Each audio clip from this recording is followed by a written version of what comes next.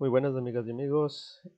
Continuando con esta última parte de la fisiología cardíaca, vamos a ver la excitación rítmica del corazón. Es decir, cómo el corazón puede latir y cómo funciona esto del marcapasos natural que lo habíamos mencionado en clases previas. Entonces, primero tenemos que saber que, que el corazón tiene un sistema especial para la autoexcitación rítmica y generar contracciones repetitivas.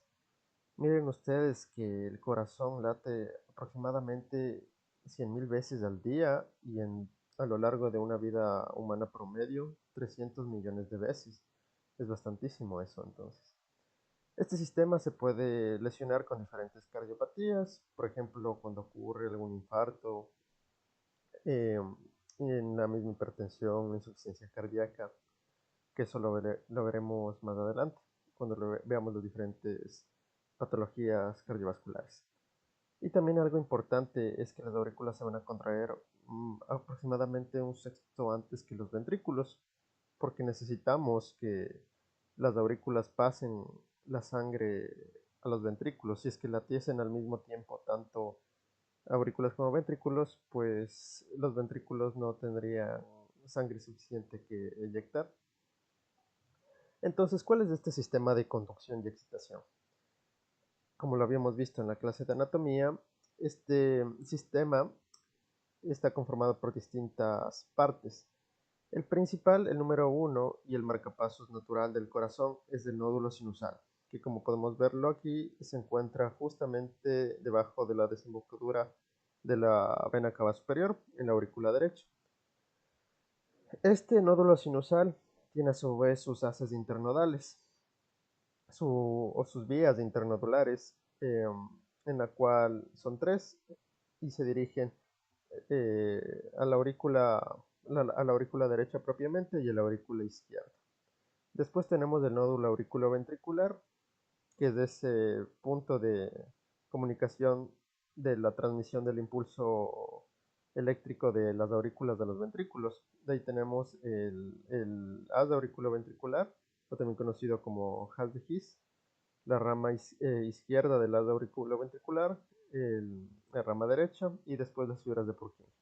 Entonces vamos a verlas uno a uno. Empezando por el nódulo sinusal o nódulo sinoauricular, este nódulo es una banda elipsoide y aplanada de músculo cardíaco especializado. Recuerden que no son neuronas, sino son cardiomiocitos especializados. ¿Cuáles son sus medidas? Pues el Guyton nos menciona que tiene unas medidas de 3 milímetros de anchura, 15 milímetros de longitud y más o menos de 1 milímetro de grosor. Y casi no tiene filamentos musculares contráctiles porque la función del nódulo sinusal no es la de contraerse, sino más bien la de generar impulsos para que exista contracción. Bueno, la localización, como les había mencionado, justamente aquí en la pared posterolateral, en la aurícula derecha, debajo de la vena cava superior. Eh, y miren ustedes cómo el diámetro de las fibras es de 3 a 5 milímetros, a diferencia de 10 a 15 milímetros de las fibras del resto de la aurícula. O sea, las fibras del nódulo sinusal son mucho más pequeñas, ¿no? Eh, este nódulo sinusal tiene una ritmicidad eléctrica automática. Entonces, algunas fibras cardíacas tienen la capacidad de autoexcitarse, de autoexcitación. La autoexcitación es esa capacidad de producir descargas y contracciones de una forma automática. Este gráfico que nos pone el Guyton nos muestra la diferencia, cómo es la- el umbral potencial de acción de lo que es el músculo ventricular, que es el que habíamos visto previamente en las fases de que entra el sodio, eh, después con la salida por la entrada de calcio y salida de potasio. Entonces esta parte en color verde nos indica cómo es el potencial de acción en el ventrículo.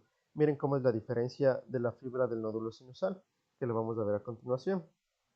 Entonces, eh, ¿cómo es el mecanismo de ritmicidad del nódulo sinusal? Aquí el potencial de acción O sea, el potencial de reposo de la fibra del nódulo sinusal es más o menos de entre menos 55 a menos 60 milivoltios, a diferencia de la ventricular que ya habíamos visto previamente, que es de entre un menos 80 a un menos 90. Puede variar el valor de acuerdo al libro que ustedes lean, pero está entre ese rango. Entonces, eh, por qué es diferente el potencial de acción tanto del nódulo sinusal como del ventrículo? Miren ustedes cómo, miren, aquí tenemos nuevamente un recordatorio en el cual, bueno, entra el calcio y se da la despolarización de la célula, ¿no?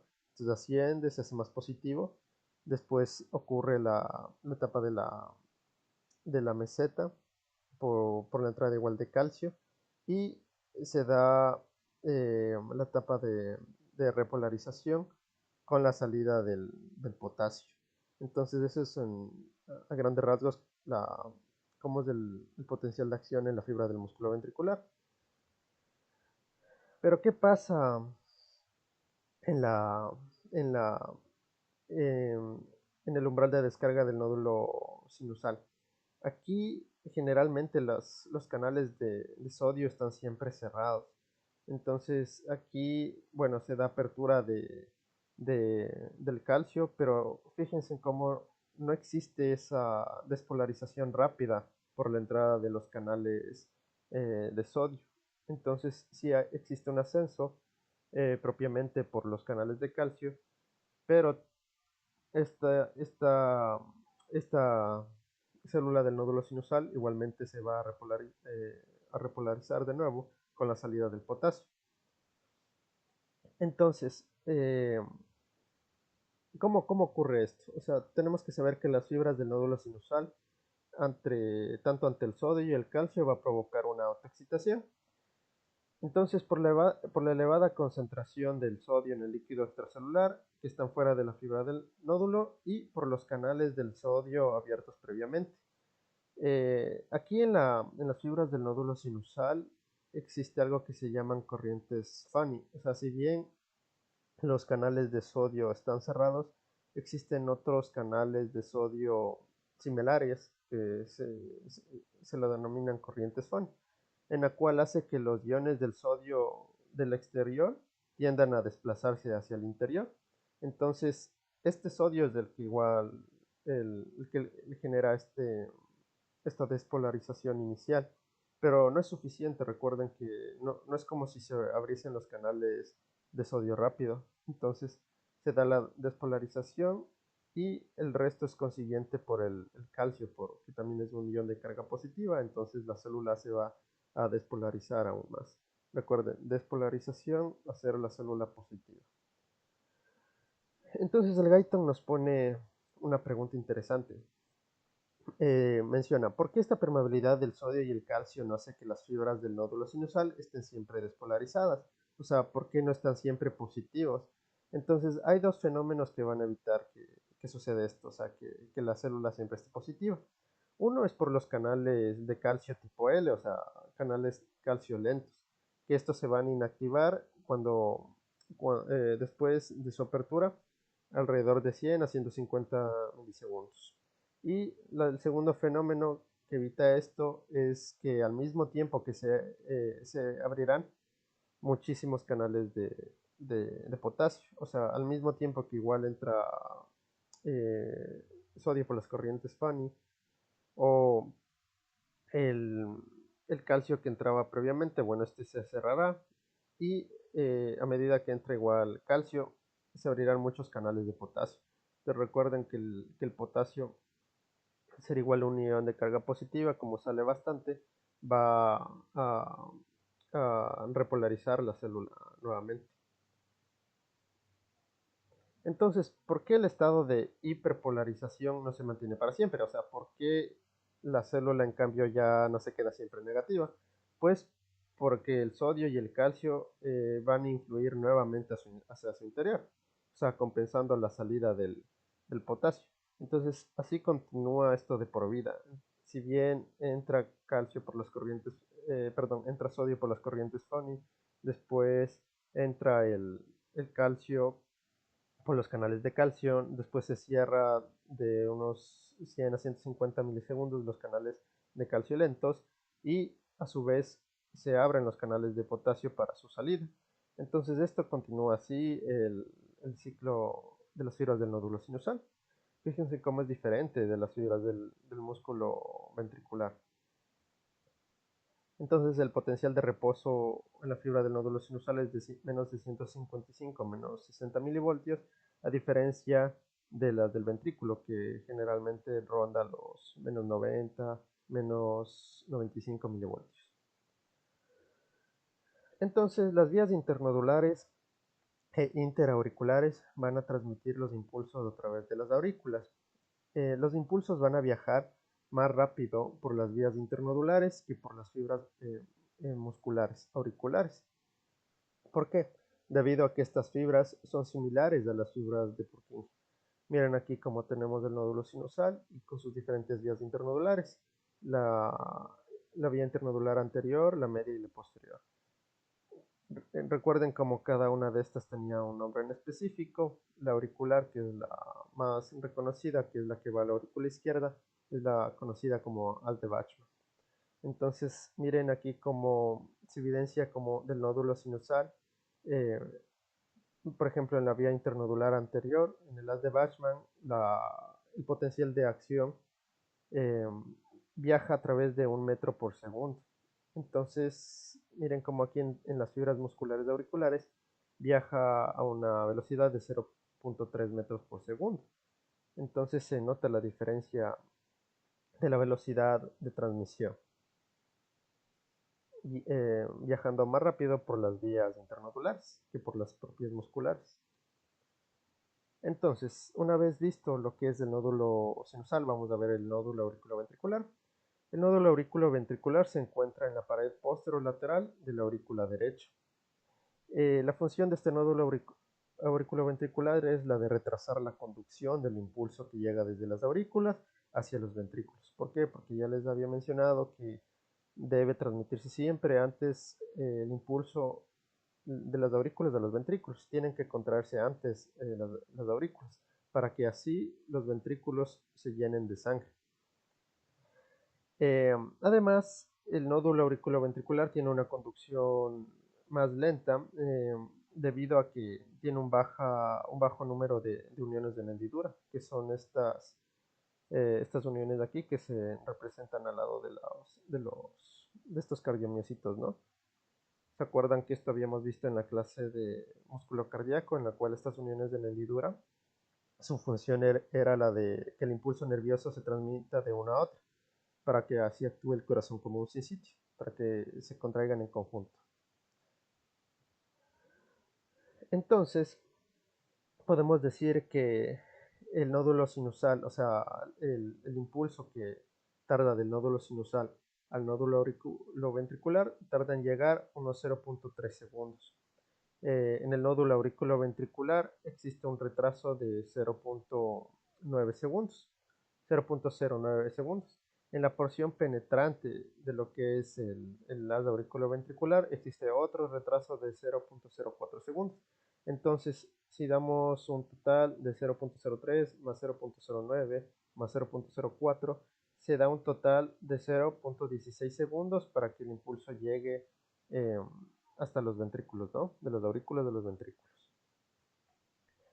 Recuerden ustedes que habíamos mencionado en la clase de anatomía que el haz auriculoventricular, todo lo que es el anillo fibroso, el trígono fibroso, una de sus funciones es de funcionar como un aislante eléctrico.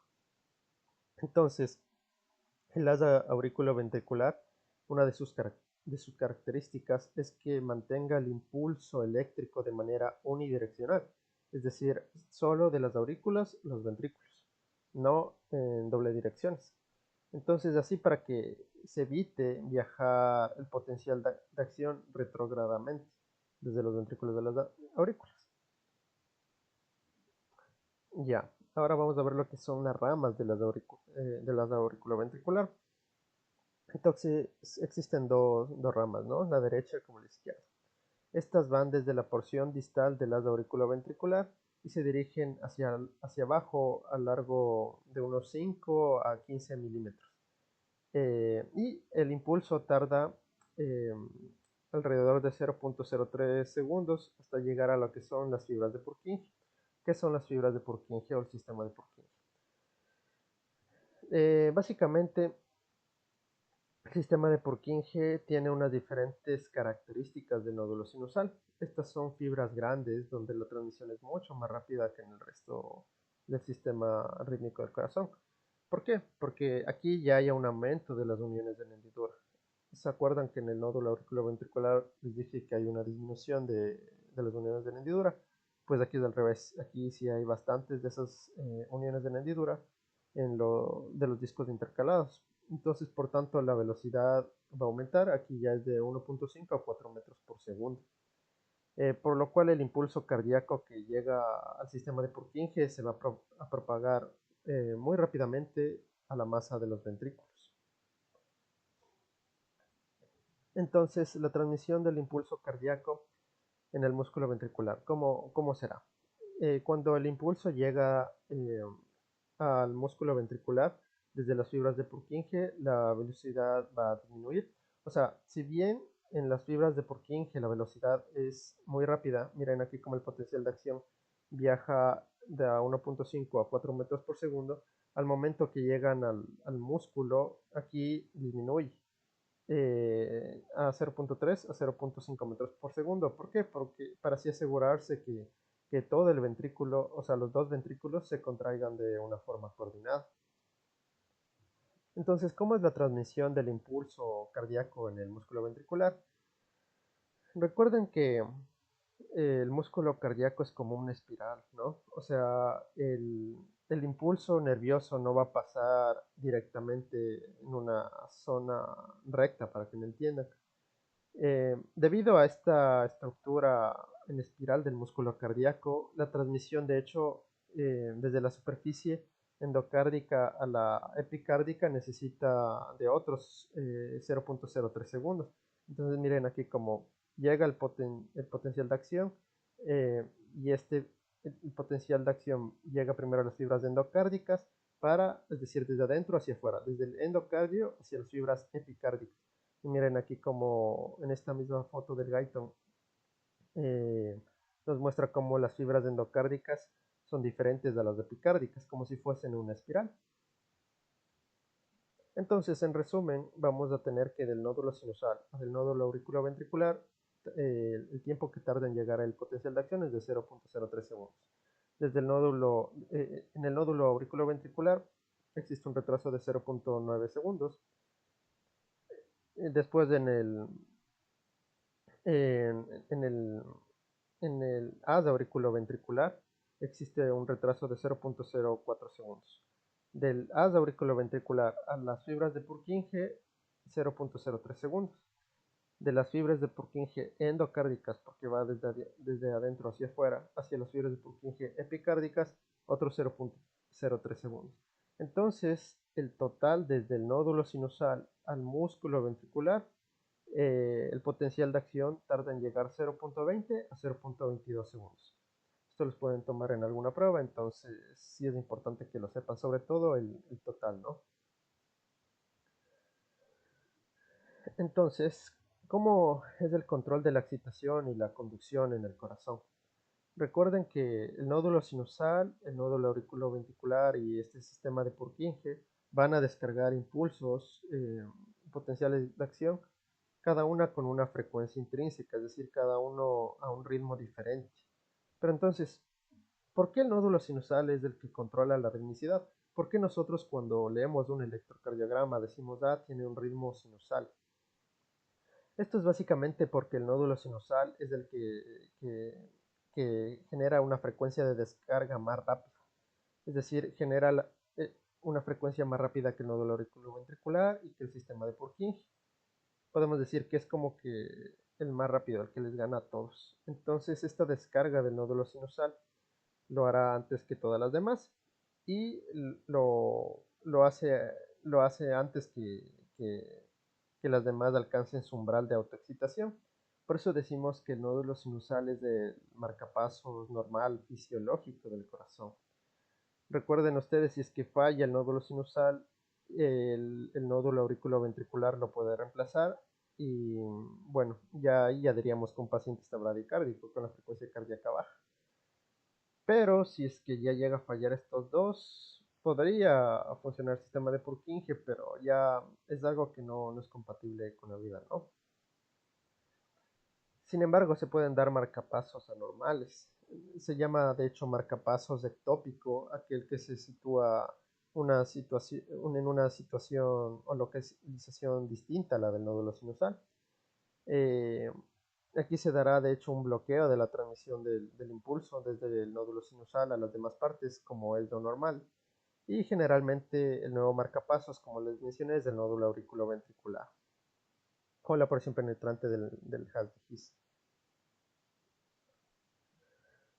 Entonces, ¿cómo actúan los nervios simpáticos y parasimpáticos también en la excitación rítmica del corazón? Si bien habíamos mencionado en la anterior clase, recuerden que el sistema nervioso parasimpático, su principal función es la de disminuir la frecuencia del ritmo, ¿no? Disminuir la frecuencia y también disminuir la contracción. Entonces, ¿cuál es el principal neurotransmisor del sistema nervioso parasimpático? La acetilcolina. Entonces llega la acetilcolina a los receptores M2 y estos van a abrir canales de potasio. Entonces, ¿se acuerdan que habíamos mencionado que en la fibra del nódulo sinusal, al abrir canales de potasio, van a salir iones positivos? Entonces, la célula se va a repolarizar, es decir, se hace más negativo y por tanto va a disminuir su contracción y por tanto la frecuencia cardíaca. Miren aquí nuevamente cómo cambia el estado de reposo de menos 55, que estaba aquí, hacia más o menos un menos 65, menos 75, ¿no? Es decir, la célula está hiperpolarizada porque está saliendo el potasio, está saliendo iones de carga positiva. Entonces, nuevamente, el sistema nervioso parasimpático va a relantiliza el ritmo y la conducción cardíaca. Miren cómo cuando hay un estímulo parasimpático débil o moderado, la frecuencia cardíaca llega a mitad de lo normal, es decir, disminuye la frecuencia cardíaca. Pero ¿qué pasa cuando existe un estímulo parasimpático intenso, sobre todo con ciertos fármacos? eh, Bloqueará la transmisión del impulso cardíaco desde los vérculos de los ventrículos. De hecho, los ventrículos podrían dejar de latir entre 5 a 20 segundos. Ahí es cuando se generará un nuevo marcapasos, o sea, un método de compensación para que el corazón siga latiendo. Ahí es cuando actuarán las fibras de Purkinje. Y por tanto, la frecuencia cardíaca puede disminuir a tal punto de llegar a 15 a 20 latidos por minuto. A esto se denomina escape ventricular, o sea, una forma del corazón de mantener su latido hasta por últimas instancias. Pero recuerden que esto no es sostenible por mucho tiempo. Si es que esto continúa así, si es que no se hace algo por el paciente, pues va a llegar a fallecer. Ahora, ¿cómo actúan los nervios simpáticos? Estos, en cambio, es lo contrario. Eh, su principal neurotransmisor es la noradrenalina. Y bueno, estos aumentarán la frecuencia del ritmo del nódulo sinusal, aumentarán la velocidad de conducción y el nivel de excitabilidad y también la fuerza de la contracción. Entonces aquí llega la noradrenalina por los nervios simpáticos. Estos llegan al receptor B1. Recuerden que les pueden preguntar, ¿no? Los receptores de M en el parasimpático y aquí los B1 en el sistema nervioso simpático. Estos abrirán los canales de sodio y de calcio. Entonces, al entrar iones de carga positiva, cambia el estado de reposo de menos 55 o menos 60 a ser incluso aún más positivo. Entonces, la célula se va a autoexcitar, así aumentando la velocidad del ascenso del potencial de membrana. Entonces, es así como una básicamente el nódulo auriculoventricular y el haz auriculoventricular, la permeabilidad de estos iones hace que sea más fácil el potencial y se exciten todas las porciones. Entonces, listo muchachos, se podría decir que acabamos la fisiología cardíaca, pero sí, pero no. Básicamente recuerden que acabamos de ver la fisiología solo del corazón. El sistema cardiovascular funciona, el corazón, si bien es el órgano más importante, pero también tenemos que ver cómo esa sangre que es bombeada, cómo llega a los diferentes órganos y tejidos. Y eso es a través de las arterias y las venas. Entonces, en las siguientes clases de fisiología vamos a ver todo lo que es la fisiología circulatoria. Esto, en mi opinión, es un poco más complicado que la fisiología cardíaca porque ya involucra un poco temas de física, pero bueno, vamos a tratar de hacerlo lo más sencillo posible para que se entienda. Entonces, por favor, compartan el canal y suscríbanse. Gracias.